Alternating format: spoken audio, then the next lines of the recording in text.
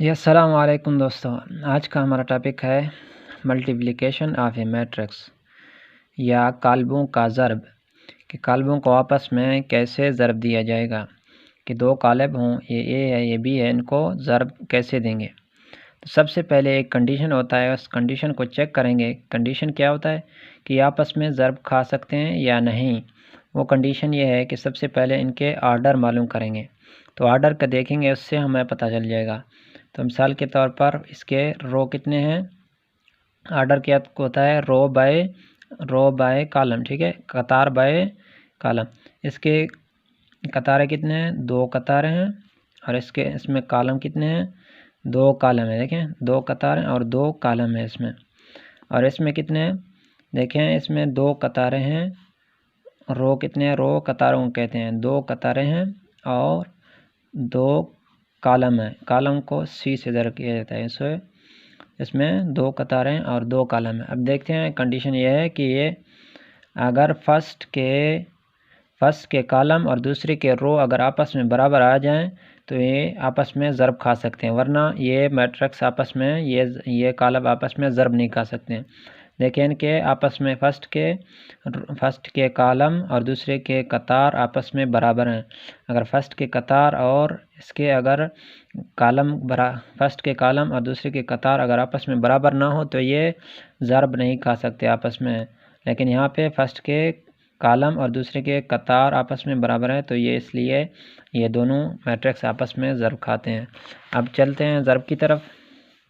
A and B,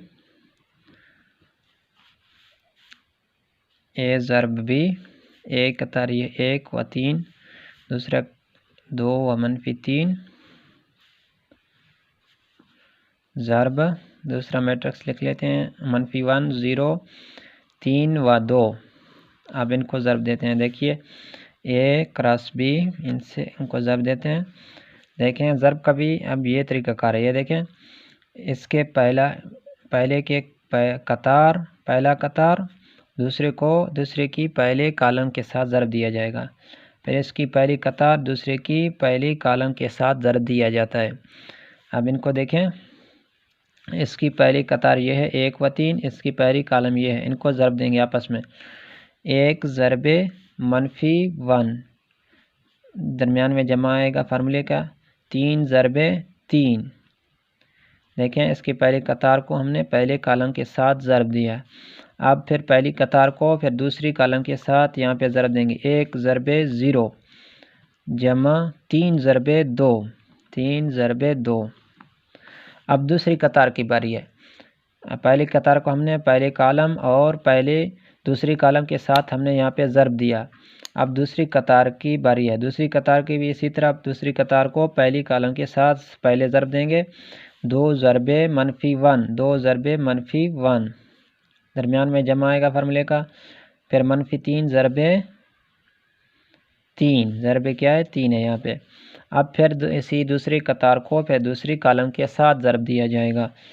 2 ज़रबे 0, दूसरी कतार में पहले रुकन क्या है 0 है, दरमियान में जमा आएगा।